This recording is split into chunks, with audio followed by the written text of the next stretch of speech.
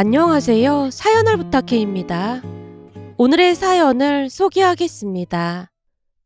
결혼 전 인사를 간 자리에서 고모님이 제 눈치를 살피며 고개를 내저었습니다. 사실은 이 자리가 내가 올 자리가 아닌데 굳이 오라고 해서 왔거든. 안 그랬다가는 사달이 날 게 분명하니까 말이야. 근데 이렇게 여려서 저 꼬장꼬장한 성미를 감당해낼 수 있을지 모르겠다. 내가 팁 하나만 말해주자면, 올케 언니, 그러니까 시어머니가 뭐라고 하면 그냥 잘못했다고 말하고 토달지 않는 게 좋을 거야. 안 그랬다가는 성미가 개팍해서 난리가 나니까 말이야. 고모님이 주방뚝을 주시하며 말을 하다가는 시어머님이 나오는 듯하자 급히 입을 다물었는데요. 그때 당시에는 남편을 좋아하는 마음이 워낙 컸던지라 크게 신경 쓰지 않았습니다. 하지만 결혼 후 3달이 지나자 시어머님이 본색을 드러냈는데요. 시어머님 성격은 꼬장꼬장하기보다는 그냥 막무가내 성격이라는 말이 가장 잘 어울릴 것 같습니다. 한마디로 가족들이 시어머님 말에 복종하지 않고 말대꾸라도 하게 되면 방방 뛰며 삿대질까지 하고 난리를 치셨거든요. 가령 이런 것들이었는데요. 저는 견과류 알러지가 있습니다. 그러다 보니 견과류가 들어간 음식을 먹으면 두드러기가 일어나고 더 심해지면 기도가 부어서 호흡 곤란을 일으킬 수도 있기 때문에 항상 조심하고 있습니다. 물론 가족 모두 그 사실을 알고 있었고 시어머님 또한 알고 있었어요. 결혼 전 시어머님이 그 부분에 대해서 분명히 물어봤거든요. 내가 듣자 하니까 무슨 알레르기인가 뭔가가 있다며? 아, 네. 견과류 알러지가 있어서 땅콩이나 호두는 못 먹어요. 견과류가 들어간 음식도 못 먹고요. 견과류가 몸에 얼마나 좋은데 그걸 못 먹어? 난 우리 아들들 키우면서 견과류를 참 많이 먹었잖니. 그러다 보니까 둘 다 머리가 좋아서 공부도 잘했잖아. 근데 넌 견과류 알레르기가 있으니 그런 걸 못 먹어서 학교도 그렇고 그런 대학 나온 거 아니겠니? 시어머님이 대놓고 학벌 이야기를 꺼냈는데요. 평소 제 학벌이 좋지 않다며 무시하기 일쑤였거든요. 그때부터 시어머님은 제 학벌이 안 좋은 이유가 견과류를 먹지 않아서였다는 말을 입에 달고 살았습니다. 그만큼 저를 마음에 들어 하지 않았고 수시로 학벌 이야기를 하면서 공격했는데요. 결혼 후 시어머님이 불러서 시댁에 갔더니 한상 차려놓은 모습에 제가 놀란 채 입을 뗐습니다. 어머님, 음식하시느라 힘드셨겠어요. 가족들 먹일 생각에 힘들 것도 없었다. 건강을 생각한다면 외식보다는 이렇게 집밥을 먹어야 하지 않겠니? 아, 네, 그렇죠. 집밥이 최고긴 하죠. 가서 밥 먹으라고 전해라.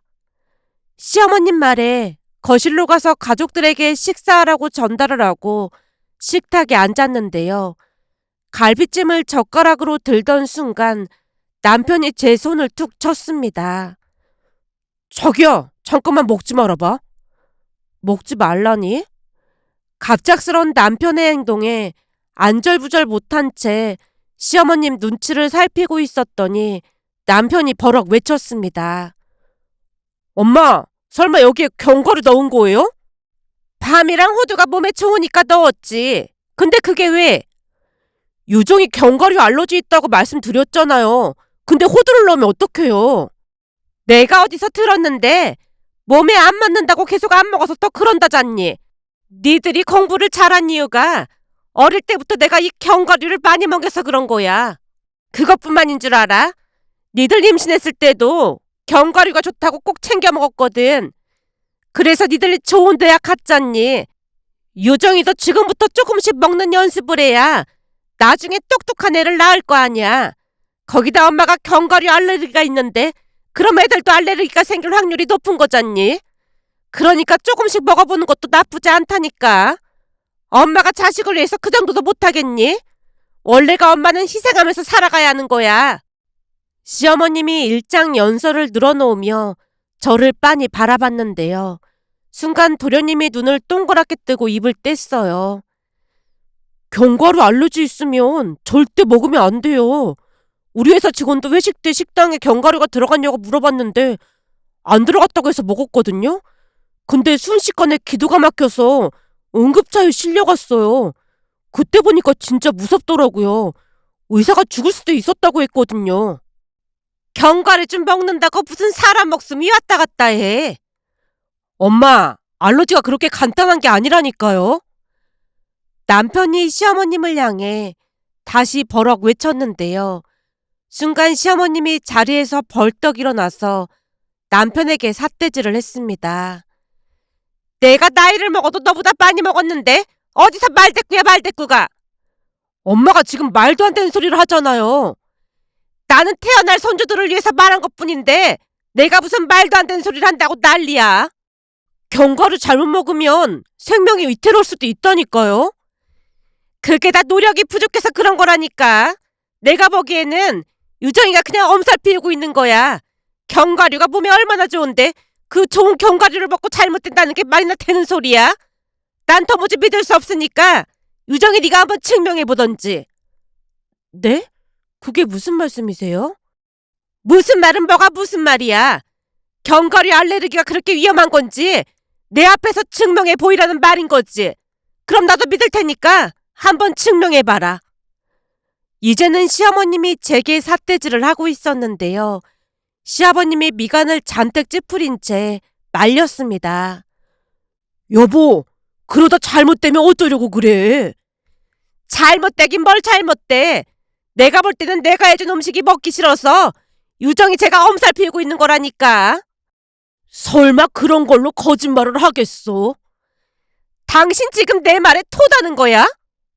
토를 탄다기보다는 알레르기가 있다는데 굳이 먹으라고 하니까 그렇지. 글쎄 알레르기 그거 다 거짓말이라니까. 시어머님이 얼굴까지 시뻘개진 채 시아버님에게도 삿대질을 했습니다. 당신의 말이 맞다며 우겨댄 채 다른 사람 말을 전혀 듣지 않았어요. 특히나 시어머님은 화가 날 때마다 손가락으로 삿대질을 하며 목소리를 높였습니다. 그런 시어머님의 모습을 보며 소름이 돋았기에 제가 넋이 나가 있었는데요. 시어머님이 제게 다시 외쳤습니다. 너 알레르기 있다는 말 거짓말이지? 아니면 지금 한번 먹어보던지. 그럼 내가 믿어주마.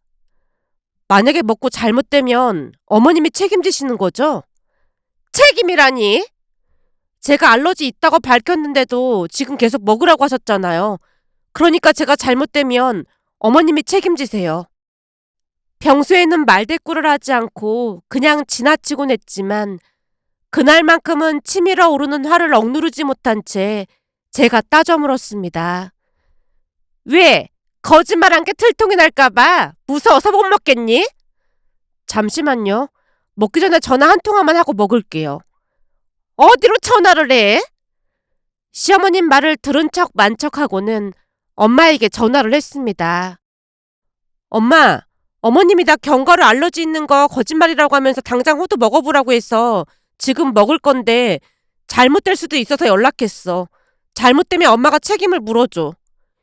얘가 지금 무슨 소리라는 거야? 호두를 먹다니. 큰일 날 소리 하고 있네. 절대 먹지 마. 내가 거짓말한다고 당장 먹어보라고 닥달을 하시잖아.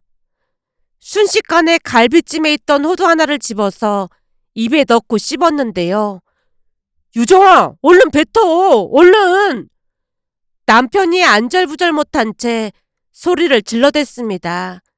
그리고 아니나 다를까 곧이어 두드러기뿐만 아니라 숨이 가빠지고 호흡곤란이 오면서 그 자리에 쓰러지고 말았어요.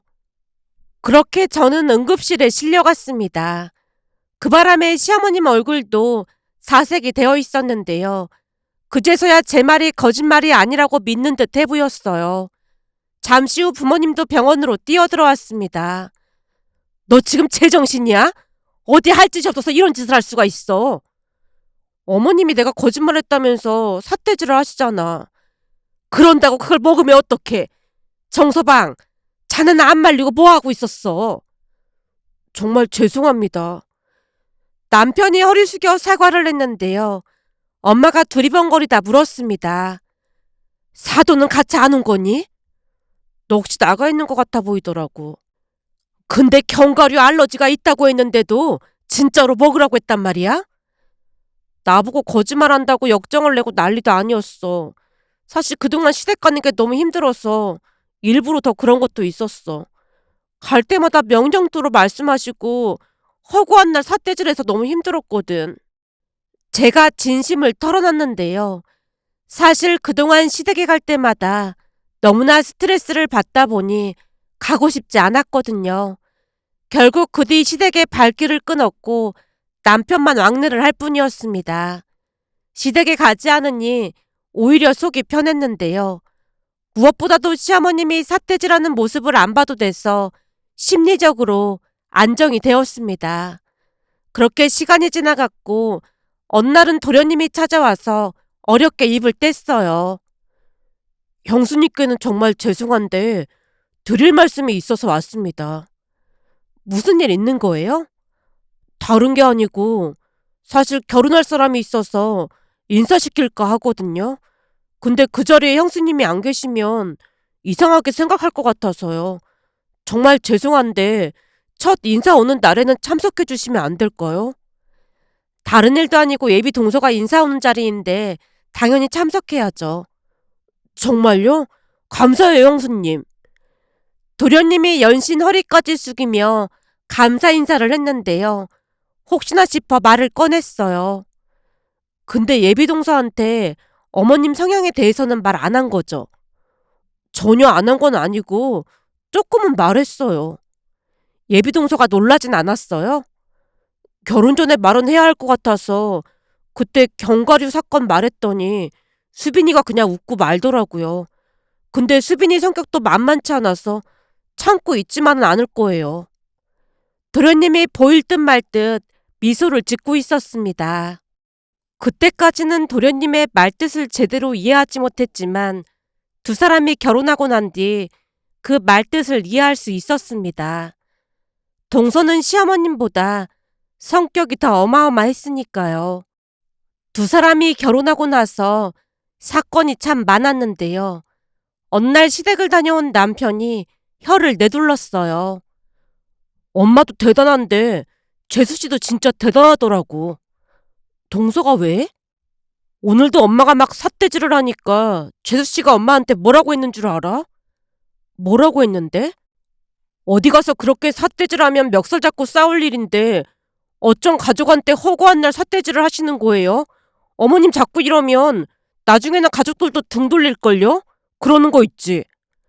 그 소리 듣고 어머님이 가만히 계셨단 말이야? 당연히 가만히 안 있었지. 고래고래 소리 지르고 난리도 아니었는데 끝까지 맞짱을 뜨더라고. 남편 입에서 맞짱이란 단어까지 튀어나왔기에 제가 눈살을 찌푸렸습니다. 당신도 요즘 말투가 왜 그래? 맞짱이 뭐야, 맞짱이. 내가 괜히 그러는 게 아니라니까. 엄마랑 재수씨가 한바탕 하는 바람에 경비실에서 연락까지 왔잖아. 근데 재수씨가 한마디도 안 주고 몰아붙이니까 엄마가 밀리는 것 같더라고. 내가 볼 때는 엄마가 임자를 제대로 만난 것 같아. 남편이 몸을 부르르 떨고 있었는데요. 남편 말처럼 동서는 절대 만만한 상대가 아니었습니다. 얼마 뒤 시아버님 환갑이 되었어요. 다른 날도 아니고 한갑까지 모른 척 할 수가 없어 식당에서 함께 식사를 했습니다. 식사가 끝나고 난 뒤 시아버님이 말을 꺼냈어요. 큰애야, 참석해줘서 고맙구나. 아닙니다. 그동안 참석 못해서 죄송합니다.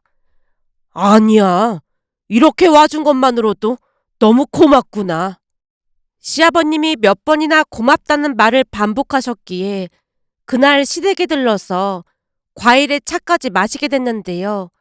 잠시 후 시어머님이 또다시 문제를 일으켰습니다. 과일을 깎던 동서에게 잔소리를 했거든요. 넌 어쩜 과일 하나를 제대로 못 깎는 거니? 이 정도면 최선을 다한 거예요. 그렇게 마음에 안 드시면 어머님이 직접 하시던지요. 넌 어쩜 그렇게 꼬박꼬박 말대꾸를 하는 거야? 사돈 두 분이 가정교육을 그렇게 시킨 거야? 딸 자식을 시집 보낼 거였으면 가정교육을 똑바로 시켜서 보내야지. 요즘은 너무 오냐오냐 키워서 문제라니까. 어머님, 제 욕하는 건 괜찮지만 우리 부모님 욕은 하지 마세요. 너 지금 시애미를 협박하는 거야? 협박하는 게 아니라 정중하게 요청드리는 겁니다. 근데 이게 보자 하니까 어디서 며느리 주제에 시어머니를 우습게 알고 지랄이야 지랄이. 어머님이야말로 어떻게 며느리한테 지랄이라는 말을 하실 수가 있어요? 살면서 지랄이라는 말을 어머님께 처음 들어봤네요. 동서가 시어머님을 있는 대로 노려보고 있자 시어머님이 다시 버럭 외치며 삿대질을 했습니다. 이게 어디서 시애미를 노려보길. 어머님이 먼저 실수하셨잖아요. 내가 언제 실수를 했다고 지랄이야. 시어머님이 다시 삿대질을 하며 소리쳤는데요. 이성을 잃고 버둥대며 삿대질을 하다가 동서에게로 너무 가까이 다가갔고 결국에는 동서의 눈 옆을 손가락으로 긁고 말았습니다. 시어머님 손톱이 길었던 것인지 동서 얼굴에서 새빨간 액체가 흘러내렸는데요. 처음에는 인식하지 못한 채 서 있던 동서를 보며 서방님이 놀라서 외쳤어요. 엄마, 수빈이 얼굴에서 피 나잖아요. 자기야, 괜찮아? 서방님 말이 끝나자마자 동서가 뒤로 철퍼덕 주저앉더니 대자로 누워버렸습니다. 자기야, 괜찮아? 자기야, 나 너무 어지러워서 그런데 병원에 좀 데려다줘. 알았어, 나한테 업혀. 서방님이 동서를 들쳐업고 집을 나섰는데요. 시어머님이 들릴 듯 말 듯 중얼거렸습니다. 그렇게 조용히 있었으면 피 보는 일은 없었을 거 아니야. 엄마, 그게 지금 할 소리예요? 자기야, 우리도 얼른 따라가 보자. 우리도 서방님 뒤를 따라 급히 병원으로 갔습니다. 병원에서는 다행히 큰 문제가 없다고 했지만 그 뒤 기가 막힌 일이 일어날 줄 누가 알았겠어요. 며칠 뒤 서방님이 시댁에 모이라는 말에 동서 소식을 듣기 위해 갔더니 도무지 믿어지지 않는 말을 꺼냈습니다. 엄마 때문에 나 이혼당하게 생겼으니까 책임져요. 뭐? 이혼이라니? 지금 수빈이네 집에서 이혼시킨다고 발칵 뒤집어졌어요. 그래? 나도 수빈이 걔 진짜 마음에 안 들었는데 그럼 오히려 잘 됐네. 걔랑 이혼하고 이번에는 좀 참한 여자로 데리고 와봐. 시어머님이 한껏 비웃고 있었는데요. 곧 서방님이 놀라 까무러칠 만한 이야기를 꺼냈습니다.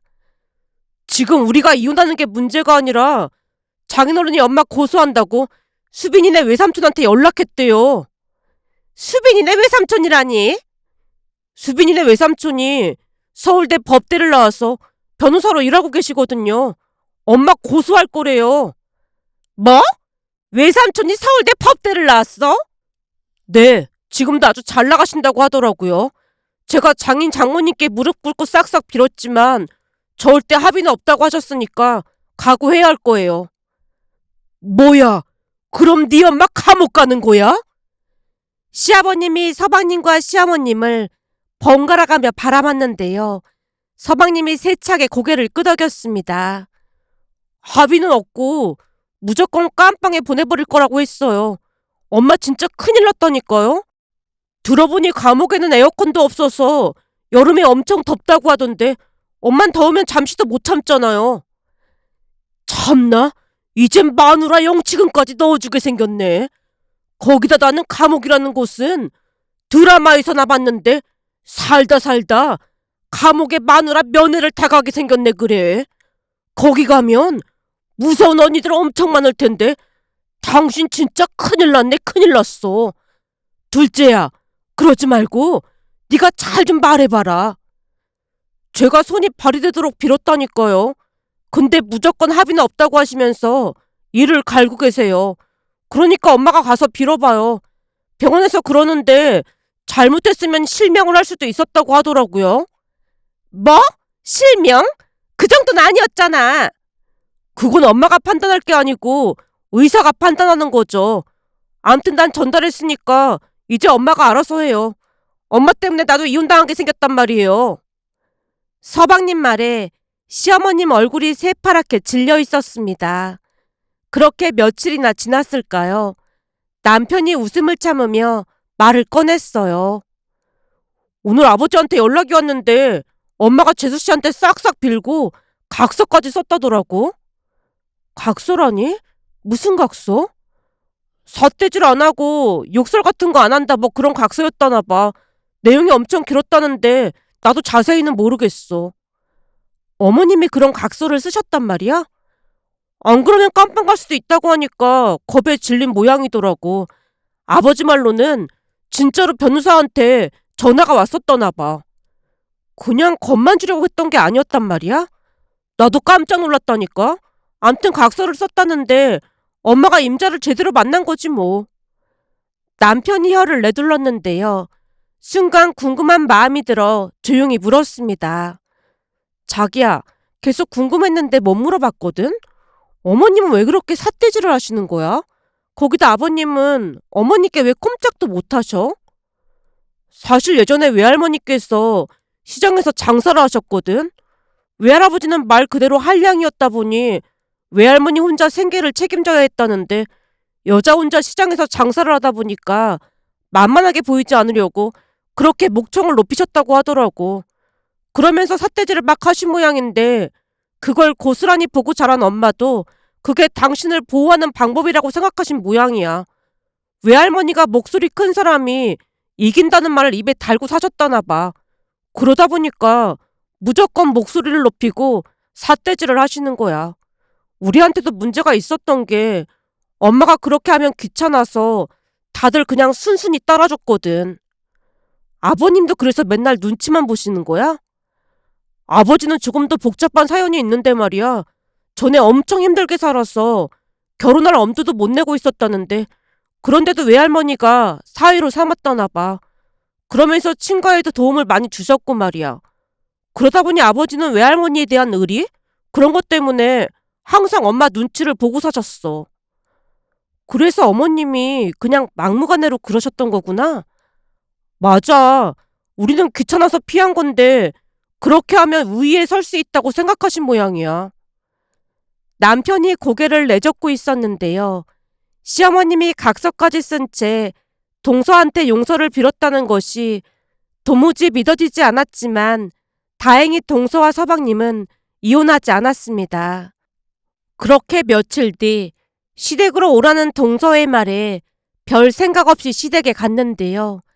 시어머님이 양쪽 팔에 깁스를 하고 있는 게 아니겠어요? 어머님, 사고라도 나신 거예요? 사고가 아니라 안전장치야. 네? 안전장치라니요? 앞으로 절대 삿대질 않겠다고 각서를 썼거든. 근데 습관이 된 것인지 나도 모르게 삿대질을 하지 뭐니. 그래서 니들 올 때는 이렇게 안전장치를 하기로 했다. 아직은 많이 어설프겠지만 이해 좀 해주렴. 기가 죽은 채 시어머님이 고개를 팍 숙이고 말이 없었습니다. 그날 내내 시어머님은 최대한 말을 아끼는 모습이었고 오랜만에 평온한 분위기 속에서 식사를 했다고 해야 할까요? 그 와중에 많이 놀랐던 것은 동서가 음식을 손수 준비해서 대접했기에 미안한 표정으로 입을 뗐어요. 나도 도왔어야 했는데 미안해. 아니에요. 형님이 미안할 게 뭐가 있어요. 근데 동서 화는 좀 풀린 거야? 어머님께서 진심으로 사과도 하셨으니까 저도 노력해야죠. 그동안은 어머님 때문에 흑화됐던 것뿐이지 저 그렇게 이상한 사람 아니에요. 동서가 쑥스러운 듯 뒷머리를 긁적였습니다. 그 뒤 시어머님이 많은 노력을 하자 동서도 시부모님께 잘하려고 노력을 했습니다. 결국 집안에도 평화가 찾아왔고요. 며칠 전 시댁에 갔더니 시어머님이 조곤조곤 말을 하려 노력하는 모습을 보면서 많이 변하셨다는 생각과 함께 지나간 일들이 떠올라 이렇게 글 남겨봅니다. 오늘의 사연은 여기까지였습니다. 즐겁게 보셨다면 구독, 좋아요 부탁드립니다. 고맙습니다.